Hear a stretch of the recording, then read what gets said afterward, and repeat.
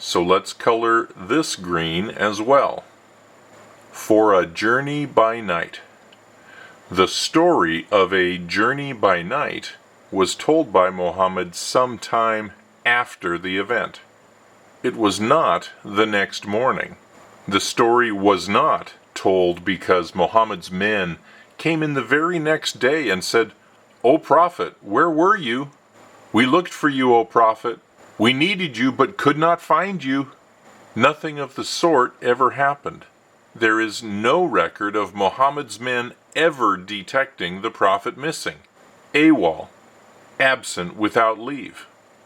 And this is one of those troubling issues that those programmed and brainwashed by Muhammad cannot comprehend to ponder, let alone demand an answer to. There is not one single piece of physical evidence that this is anything but a lie. From the sacred mosque to the farthest mosque. Here is an interesting, little, irrefutable historical fact for you to know. This surah is the only surah in the whole Quran that Mohammedans dare try to claim mentions Jerusalem. Big deal, I hear you say. Actually, the claim that this surah speaks of the mosque in Jerusalem is kind of a big deal. Because when Muhammad wrote this surah, the mosque in Jerusalem did not exist. Allow that to sink in. When Muhammad wrote this surah, the mosque did not exist in Jerusalem.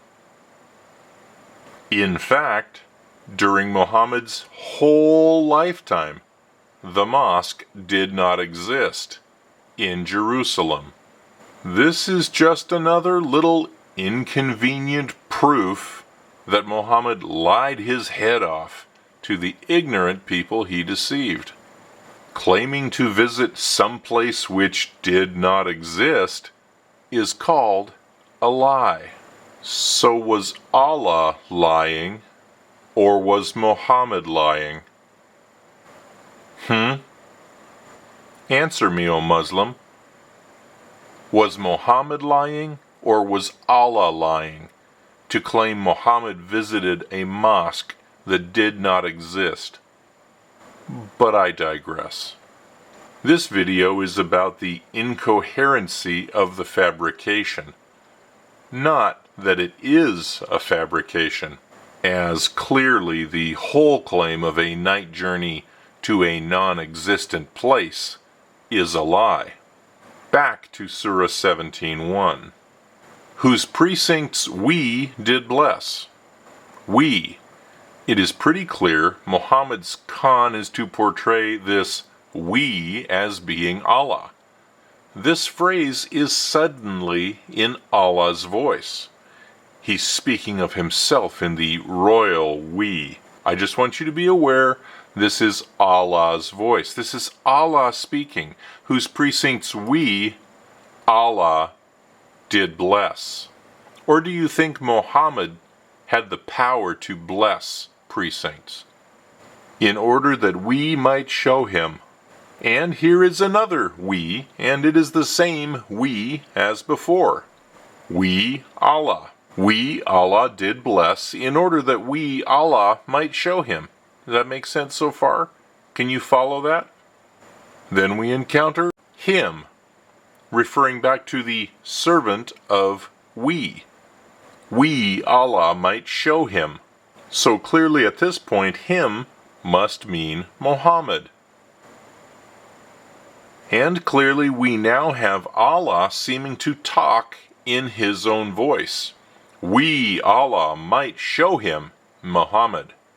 But honestly, this is about where Allah gets confused. Some of our signs. We, Allah, did bless in order that we, Allah, might show him, Muhammad, some of our signs. Okay, now for an easy question. Who has the signs? Allah. That's Mohammedism 101.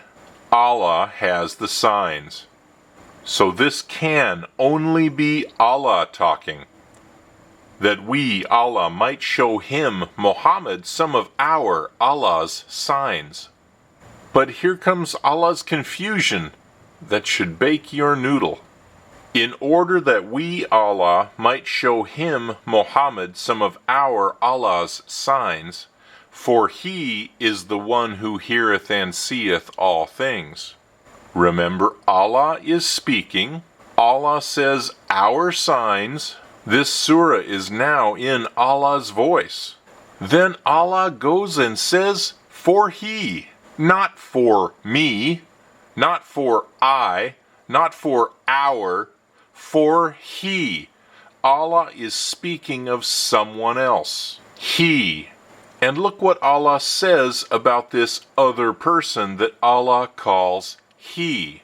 For he is the one who heareth and seeth all things. He who? He, Muhammad. If the Quran is to be believed, Allah says Muhammad is all-seeing and all-knowing. Read the surah again and let that sink in. For he, Muhammad, is the one who heareth and seeth all things. Read it in context and focus on who is speaking and who they are speaking about. Glory to Allah, who did